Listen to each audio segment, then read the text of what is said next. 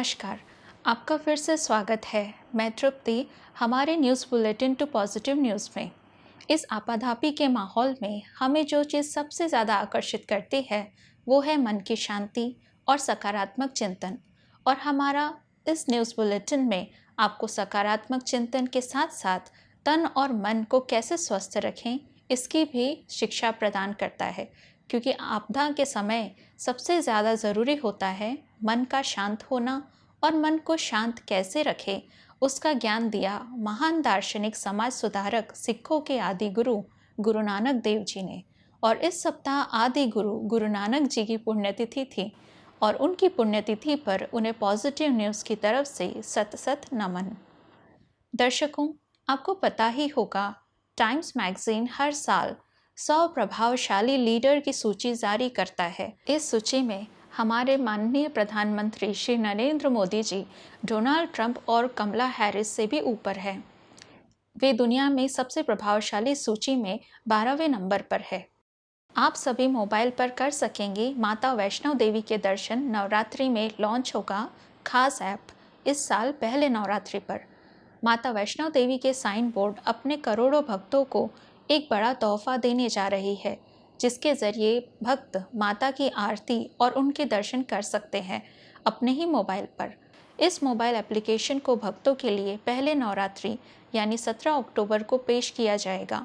इस ऐप के ज़रिए माता के भक्त सीधे उनका दर्शन कर सकते हैं। इसके साथ ही अगर कोई भक्त हवन कराना चाहता है या माता की आरती देखना चाहता है तो इसके लिए लाइव स्ट्रीमिंग की जाएगी। इस ऐप की शुरुआत एंड्रॉयड और iOS दोनों प्लेटफॉर्म पर की जा रही है। कभी भी आते जाते हुए माता जी की आरती अपने फ़ोन पर देख सकते हैं। 1857 के प्रथम भारतीय स्वतंत्रता संग्राम के प्रमुख नायकों में से एक राजनायक राव तुलाराम की पुण्यतिथि पर उन्हें विनम्र श्रद्धांजलि। रक्षा मंत्री राजनाथ सिंह ने भारत में बने 43 नए पुलों का उद्घाटन किया। भारत के लिए एक बड़ा दिन, क्योंकि रक्षा मंत्री राजनाथ सिंह देश की सरहदों से सटे 7 अलग अलग राज्यों और केंद्र शासित प्रदेशों में कुल 43 पुल का उद्घाटन करने वाले हैं। रक्षा मंत्री ने वीडियो कॉन्फ्रेंसिंग के जरिए सभी पुलों का उद्घाटन किया। इन पुलों का निर्माण BRO ने किया है। प्रधानमंत्री मोदी जी का संबोधन। UN की तारीफ करते हुए दुनिया को बताया भारतीय संस्कृति वसुधैव कुटुंबकम का महत्व। प्रधानमंत्री जी नरेंद्र मोदी जी ने संयुक्त राष्ट्र की 75 वर्षगांठ पर उच्च स्तरीय बैठक को संबोधित करते हुए दुनिया को भारत के वसुधैव कुटुंबकम के महत्व को समझाया। उन्होंने संयुक्त राष्ट्र की तारीफ करते हुए कहा, 75 साल पहले युद्ध की भयावहता से एक नई संस्था निर्मित हुई है। मानव इतिहास में पहली बार पूरी दुनिया के लिए एक संस्था बनाई। संयुक्त राष्ट्र चार्टर के संस्थापक हस्ताक्षरकर्ता के रूप में भारत उस महान दृष्टिकोण का हिस्सा था। साथ ही उन्होंने यह भी स्पष्ट कर दिया कि यूनाइटेड नेशंस विश्व के संकट से जूझ रहा है और इसे इस दिशा में ठोस कदम उठाने होंगे। वर्चुअल रूप से UNGO की बैठक को संबोधित करते हुए PM मोदी जी ने कहा, संयुक्त राष्ट्र में भारत के वसुधैव कुटुंबक दर्शन का प्रतिबिंबित किया है, जो दुनिया को एक परिवार के रूप में देखता है। UN की वजह से हमारी दुनिया एक बेहतर तरह से है। हम उन सभी को श्रद्धांजलि अर्पित करते हैं जिन्होंने शांति और विकास के लिए कार्य किया। PM ने आगे कहा, मौजूदा अतः संबंधित दुनिया के लिए हमें एक सुधारित बहुपक्षवाद की आवश्यकता है, जो आज की वास्तविकता को दर्शाता हो, सभी हितधारकों को आवाज़ देता हो, समकालीन चुनौतियों का सामना करता हो, मानव कल्याण पर ध्यान केंद्रित करता हो। प्रधानमंत्री मोदी जी ने कहा, भारत एक शांति प्रिय देश है। आज़ादी के बाद पहली बार यूनिवर्सिटी में पढ़ाया जाएगा रामचरितमानस और श्रीमद् भगवद गीता में बताए गए ज्ञान को। मेरठ की CCS यूनिवर्सिटी में होगी इस विज्ञान की पढ़ाई। आइए जानते हैं आपका मेरा पसंदीदा कार्यक्रम स्वस्थ रहो मस्त रहो। कैसे स्वस्थ रहें, कैसे मस्त रहें और कैसे जीवन को सुचारित रूप से जिए, हमारे कार्यक्रम स्वस्थ रहो मस्त रहो में, जिसे हरीश वैद्य जी आपके सामने लेकर आ रहे हैं।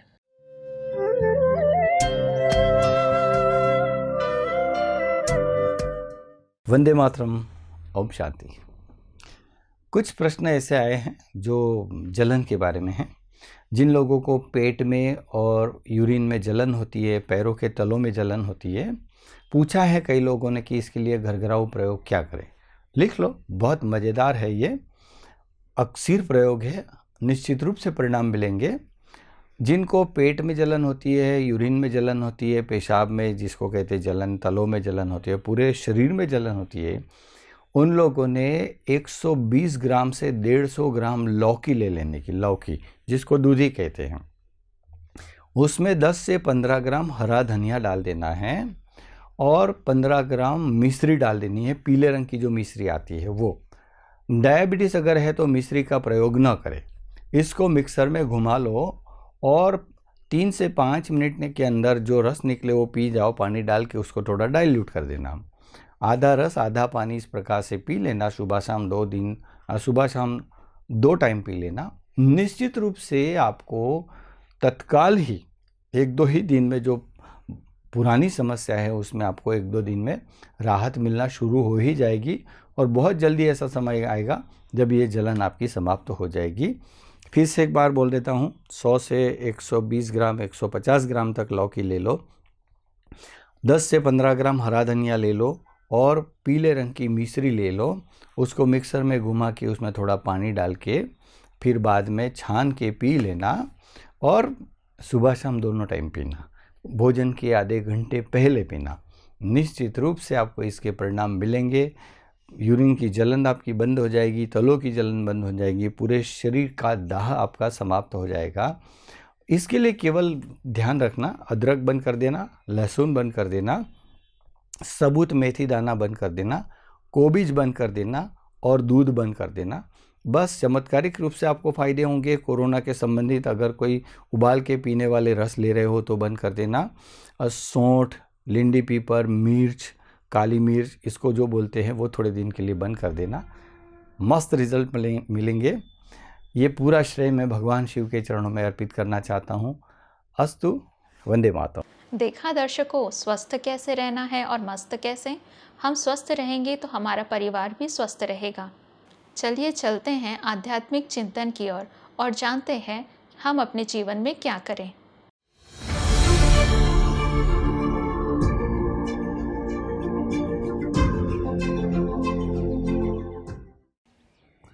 माँ बाप की, पेरेंट्स की आजकल ये एक बड़ी समस्या है, कंप्लेंट्स है कि बच्चे सुनते नहीं हैं। अब बच्चे किसी और की सुन रहे हैं। ये जरूरी नहीं वो आपकी हर बात सुने। जनरेशन गैप भी बहुत बड़ी चीज होता है। आप अपने समय में बहुत अच्छा पढ़ते थे, अब के बच्चों की मेंटलिटी दूसरी हो गई है। उनकी इच्छाएं कुछ और हैं, उनकी एक्सपेक्टेशंस कुछ और रहती हैं। आप सोचते होंगे वो वैसा ही करें जैसे हम करते थे अपने बचपन में, लेकिन आपको अपने इस विचार का त्याग करना पड़ेगा। 25-30 साल में भी युग बदल गया है। अब तो हर वर्ष कल्चर बदलती दिखाई देती है। इसलिए बच्चों को अपने प्यार से जीतो।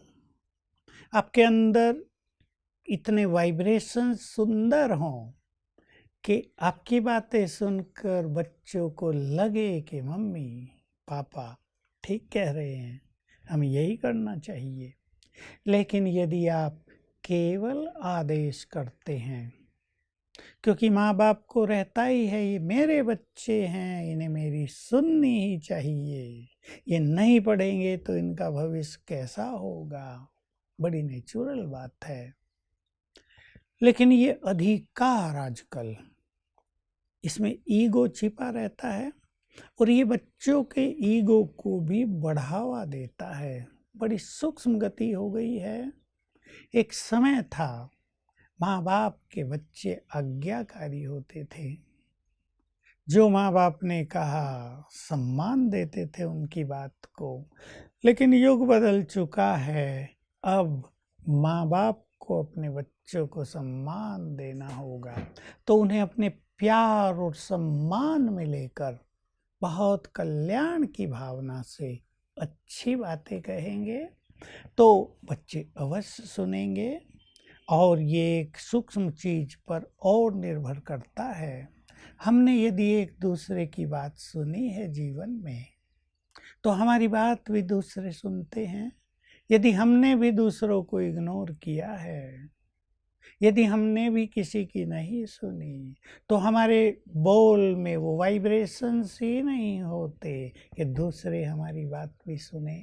इसलिए अपने बच्चों को आत्मा देखना, संकल्प करना, ये बहुत अच्छे बच्चे हैं, ये बहुत आज्ञाकारी हैं, उन पे प्रेशर भी नहीं रखना, उन्हें थोड़ा मुक्त भी रखना और फिर बहुत प्यार से उन्हें कहना।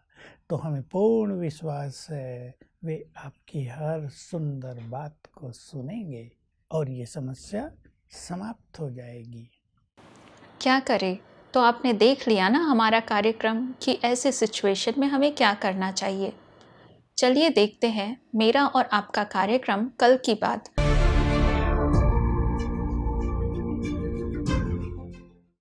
पंडित दीनदयाल उपाध्याय जी ने भारतीय संस्कृति और मूल्य की रक्षा व संरक्षण के लिए जीवन पर्यंत संघर्ष किया।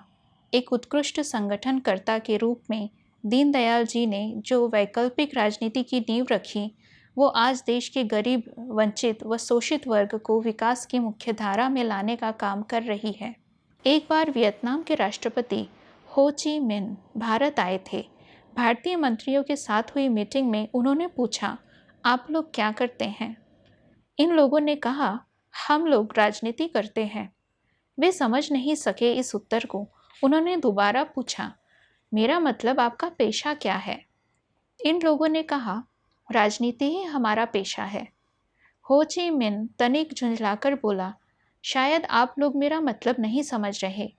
राजनीति तो मैं भी करता हूँ, लेकिन पेशे से मैं एक किसान हूँ, खेती करता हूँ। खेती से मेरी आजीविका चलती है। सुबह शाम मैं अपने खेतों में काम करता हूँ। दिन में राष्ट्रपति के रूप में देश के लिए अपना दायित्व निभाता हूँ। भारतीय प्रतिनिधिमंडल निरुत्तर हो गया क्योंकि जवाब नहीं था उनके पास। जब हो ची मिन ने दोबारा वही बातें पूछी तो प्रतिनिधिमंडल के एक सदस्य ने झेपते हुए कहा, राजनीति करना ही हम सभी का पेशा है। स्पष्ट है कि भारतीय नेताओं के पास इसका कोई उत्तर ही न था। कुछ महीनों पहले ही जब कोरोना से यूरोप तबाह हो रहा था, डॉक्टरों को लगातार कई महीनों से थोड़ा भी अवकाश नहीं मिल रहा था, तब पुर्तगाल की एक डॉक्टर ने खींचकर कहा था, रोनाल्डो के पास जाओ ना, जिसे तुम करोड़ों डॉलर देते हो। मैं तो कुछ $1000 ही पाती हूँ।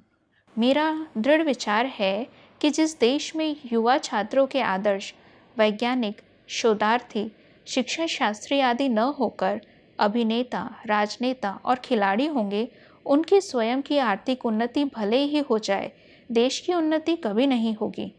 आवश्यकता है हम ऐसे वातावरण का निर्माण करें जिससे हमारी युवा पीढ़ी प्रतिभाशाली, ईमानदार, कर्तव्यनिष्ठ, समाज सेवी, जुझारू, देशभक्त, राष्ट्रवादी, वीर लोगों को अपना आदर्श बनाएं। आज पंडित दीनदयाल जी के एकात्मवाद, राष्ट्रवाद, अंत्योदय का मार्ग ही हमारे राष्ट्र को विश्व वैभव के शिखर पर पहुंचा सकता है। उनका जीवन सामाजिक समरसता व राष्ट्रभक्ति का अनुपम उदाहरण है। ऐसे महान देशभक्त की जयंती पर उन्हें कोटि कोटि नमन। जय हिंद, वंदे मातरम। मधुबन की प्रभा बहन जी हमारे लिए हर हफ्ते नई नई कहानियाँ लेकर आती है, जो रोचक भी होती है और मूल्यों से भरी हुई भी। कहानियाँ तो सबको पसंद होती है, मुझे भी बचपन से कहानियाँ पसंद है। तो आइए सुनते हैं एक बार फिर एक नई कहानी, हमारा पसंदीदा कार्यक्रम कहानी से सीखें।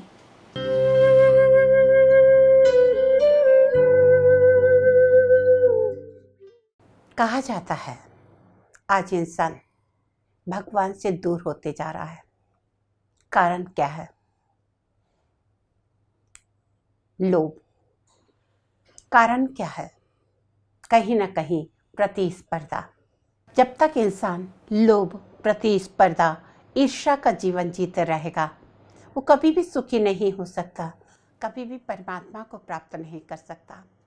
हम सबके जीवन में कहीं न कहीं लक्ष्य है, काश कुछ पल के लिए परमात्मा के दर्शन हो जाते, काश कोई ऐसे मार्ग बता देता जिससे मन में आराम मिल जाता, शांति मिल जाती, आपसी प्रेम बढ़ जाता।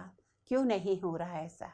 क्योंकि आज हर व्यक्ति कहीं ना कहीं नाम मान शान के पीछे भाग रहा है। ये नाम मान शान एक ऐसी दुधारू तलवार है जो हमें न जीने देती है न मरने देती है। ठीक है, अपने आप आपको अपने श्रेष्ठ कर्मों के हिसाब से नाम मान शान मिलता है, बहुत अच्छी बात है। लेकिन किसी का हक छीन कर अगर वो नाम मान शान आप प्राप्त करना चाहते हैं, कभी भी वो आपको सुख नहीं देगा। कहते हैं कि एक बार इंद्र महाराज का सिंहासन डोल उठा। उन्होंने देवताओं को पृथ्वी लोक में भेजा कि जाकर देखो इंद्रलोक में भूकंप कैसे आया, मेरा सिंहासन कैसे डोला।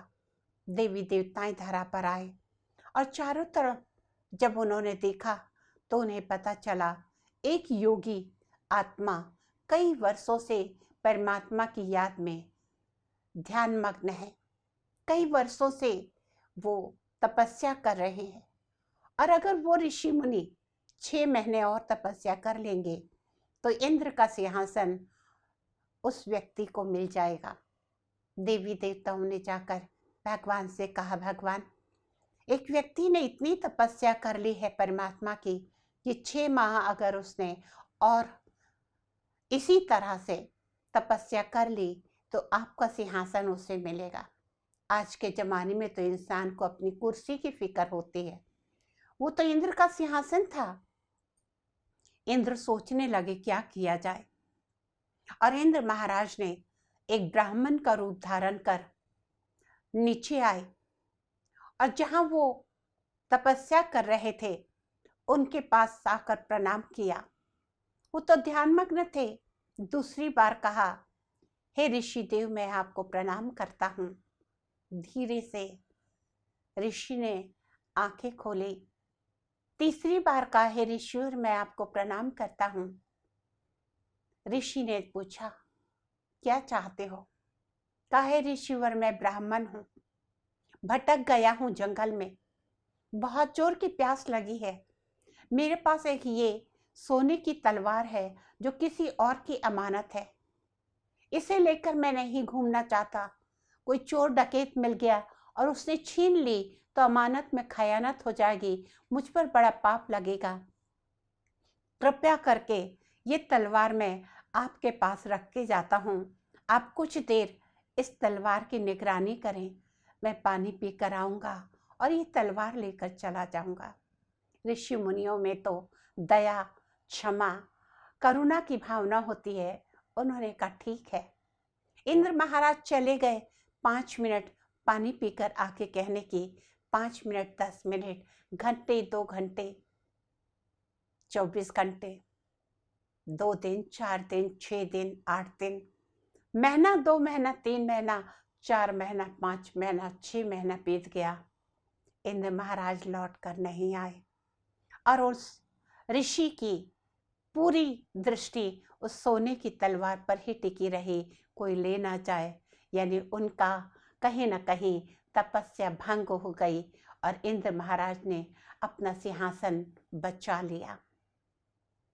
ये तलवार क्या है? ये सोने की तलवार है, नाममान शान। आप चाहे किसी संस्था से जुड़े हैं, किसी परिवार से जुड़े हैं, कहीं से भी जुड़े हैं, और जब कोई बड़ा कार्य होता है तो आप चाहते हैं कि आपका नाम लिया जाए, आपको बुलाया जाए, आपकी तारीफ की जाए, और अगर ऐसा नहीं होता तो आपके अहम को धक्का पहुंचता है कि मैंने इतनी सेवा की, कि मैंने इतनी सेवा की, मैंने इतना सहयोग किया, लेकिन मेरा नाम नहीं लिया गया। और जब तक वो नाम मान शान नहीं मिलता, आपका योग परमात्मा से टूट जाता है।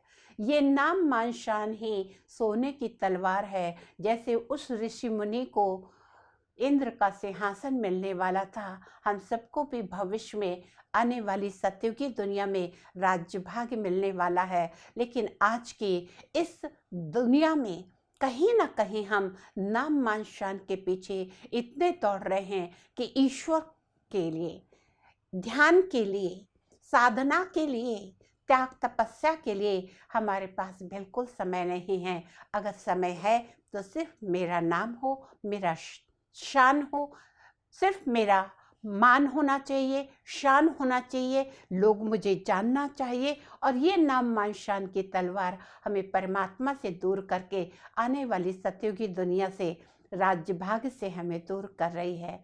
तो अगर आप जीवन में चाहते हैं कि इस जीवन में भी आप सुखी रहें, आने वाले जीवन में भी आप परमात्मा से करीब रहें, परमात्मा की रची हुई सतयुगी दुनिया में राज्य भाग करें, तो जरूरी है कि आप नाम मान शान रूपी सोने की तलवार का अभी त्याग करें। बिना त्याग किए भाग्य नहीं बनता। तो आशा है आप जरूर इस बात को ध्यान रखेंगे।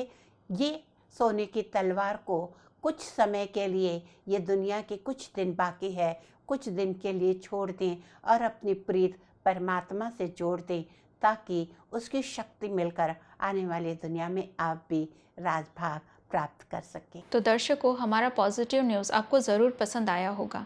ऐसे में आशा करती हूँ कि हमारा पॉजिटिव न्यूज़ आपके जीवन में एक अहम भूमिका निभाती होगी। तो ऐसे ही आप हमें अपने जीवन का हिस्सा बनाए रखें। इसी आशा के साथ मैं अपनी इस वाणी को दे रही हूँ विराम। आप भी स्वस्थ रहिए, मस्त रहिए, पॉजिटिव न्यूज़ देखते रहिए। Be positive, be safe.